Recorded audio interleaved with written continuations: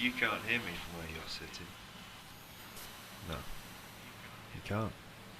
That noise you hear is simply a cascade of atoms.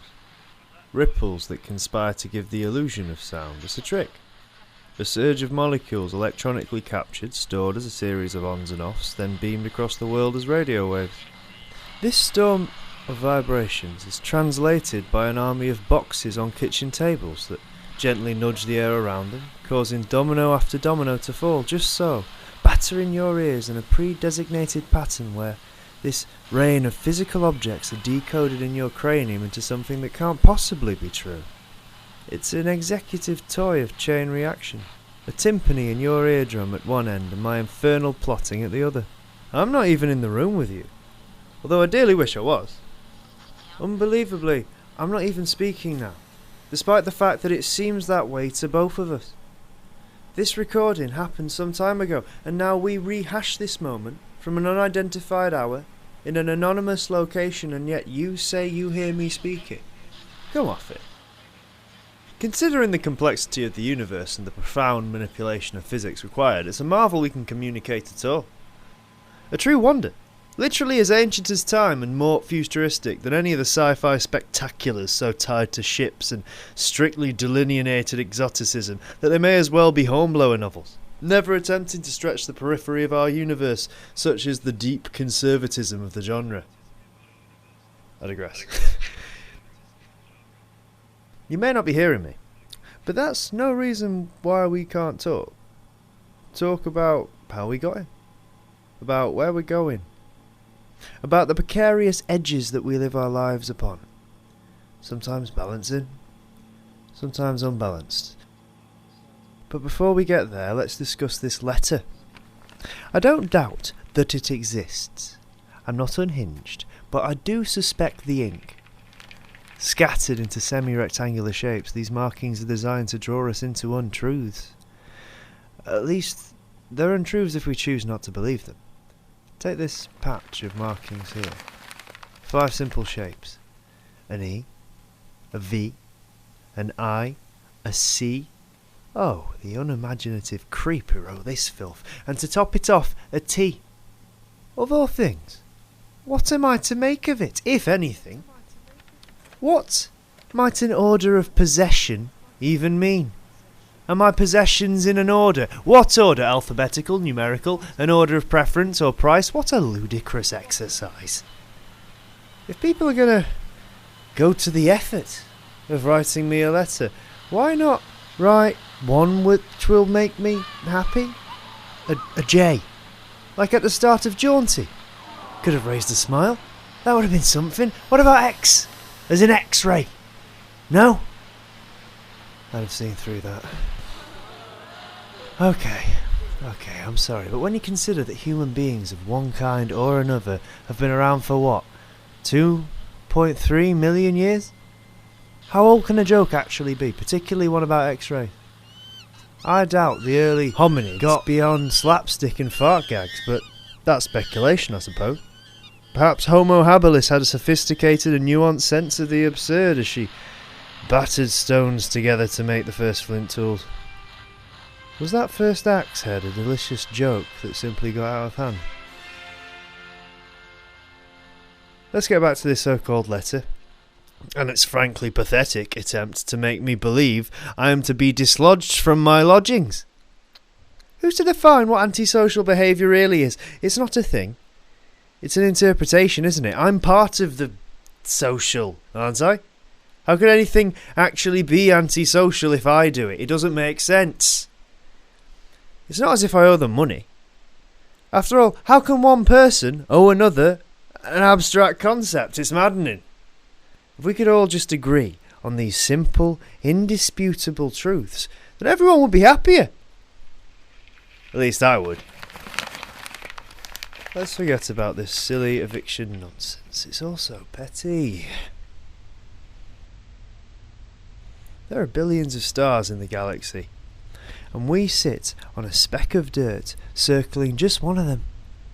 Not even a particularly interesting one. There are plenty of stars hotter, or bigger, or younger, or older. There are twin stars caught in a mutual orbit of blistering fire. Imagine that! I remember she took my head in her hands, tenderly turned my face to the sky. She asked me to pick out a star. Any star that I could see. I thought about it for an age, my back resting against her legs. It was a crisp, clean country sky. There were so many to choose from. I scorned the brightest, the clearest, the sharpest, the ones right above, or those seemingly hovering over our home like celestial signposts. At last I picked one, my star. It was faint, and off to the side. But these are tricks of perspective, the rotation of our planet, the distortion of our atmosphere. I pointed. She squinted, paused, and told me, even that one's better than here. Even that one. But I couldn't hear her. I just thought I could. Threw cold hands over my ears, and the bewildering distances between us, around us, captured in the hail of atoms that made up her words, rippling through her fingers as if they were real. So how did we get here? I've never understood why people are so obsessed with monkeys. It's not much of a leap, is it? A person being descended from some sort of ape. Come on, they even look like people. Admittedly, the sort of character you bump into down an alley gives you a little heart pump, but turns out to be charming, after all. It's more surprising that ape and all mammals were descended from some tiny mouse thing. Why is that never remarked upon? Human beings are the progeny of some ridiculous rodent, surely far more astonishing than something that actually looks very like a hairy person. And that's before we consider the scientific fact, that the amazing mouse grandmother to us all was itself descended from a sponge. Pull your finger out, creationists. If you want to sow seeds of doubt, don't deride the fact that we're the children of apes. Mock the fact that we're related to something akin to a flannel. It won't wash. That's something that would make even the most die-hard devotee of science and scholarship wary, even though it's true. Consanguineous with a squeegee. I should cocoa. At least that's something I'd imagine they'd say. All of these fundamental transformations took place in a fraction of the history of the clod of muck we call a planet. So, when you consider all of that, who are we to say what is or is not antisocial behaviour? Not I. When Grandmother Mouse, Jeremiah Sinensis, to give her a scientific name, it means Jurassic Mother of China, which is lovely. China is a beautiful place to visit. When Grandmother Mouse was giving birth to this litter that would go on to make every horse, every bear, every woman, every weasel, every kangaroo, little did she know it would all end in this ridiculous eviction notice. She'd be turning in her little grave. She would. God bless. Well, not God. I don't know what God would think. Apart from a general sense of surprise existing in a universe where at best you embody a set of rules, not the programmer but the program itself, where you actually are the commandments that govern gravity, the speed of light, the nature of time, what an easy feeling that would be. If it's possible to have feelings without glands, without hormones, without chemicals sloshing around a corporeal being, mucking it up, making everything untidy, I digress. Again, I'd happily pay the rent if someone could give me a satisfactory explanation of what money is. I mean, actually is. And if I had any. So, you see, we may as well leave it there. Draw a line under it. No harm. We both go happily on our way. Although, of course, that doesn't involve me actually going anywhere, quite the opposite. That's just a metaphor for me not being evicted.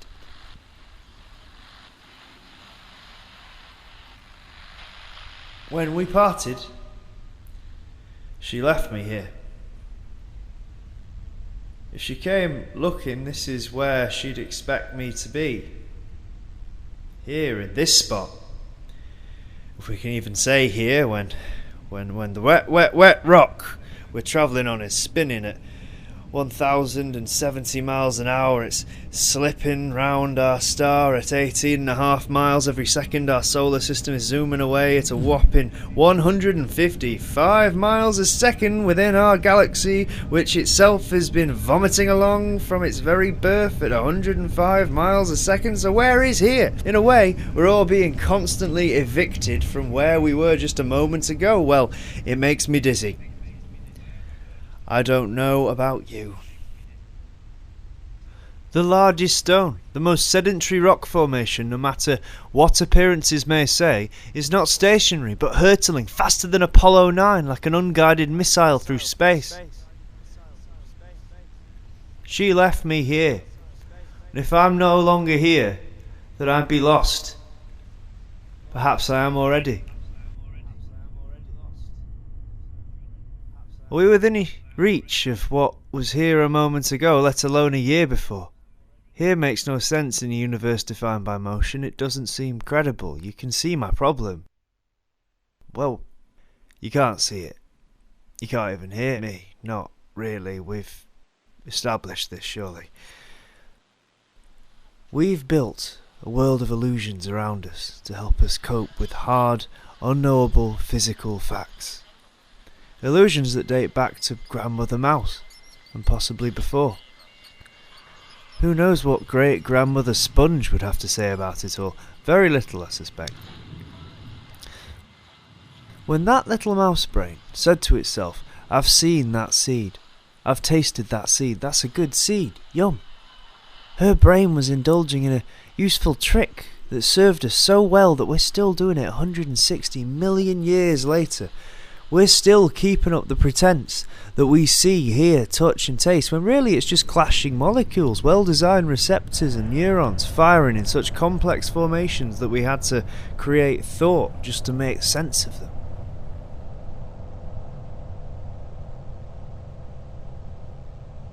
Her old scarf plays me for a fool. It has me delude myself. It's a bitter deception that turns my stomach, at least I think it does. Her fading perfume is the essence of everything that's gone, that died with her. Residing as a tenant of the past, once we had abandoned a moment, does it not leave a residue? Is a life consumed, or is it set in aspic, never to be changed, never erased? If she's gone, why does her presence hurt me so hard?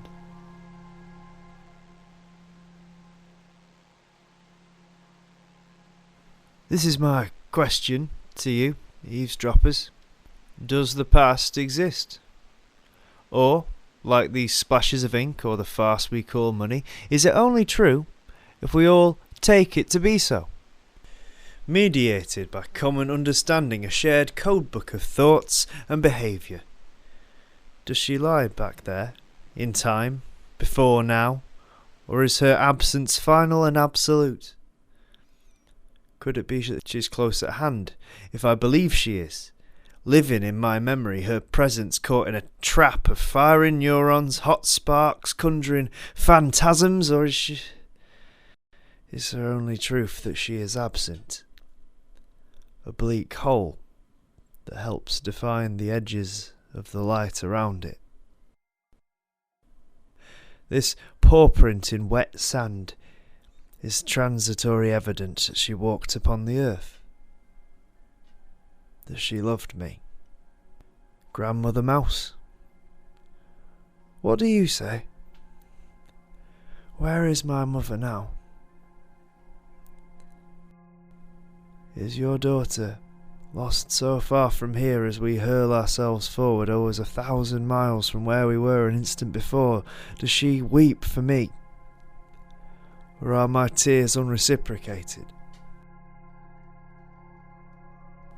When they come to lever me from this shell, will I get a better sense of where I'm going than where I've been?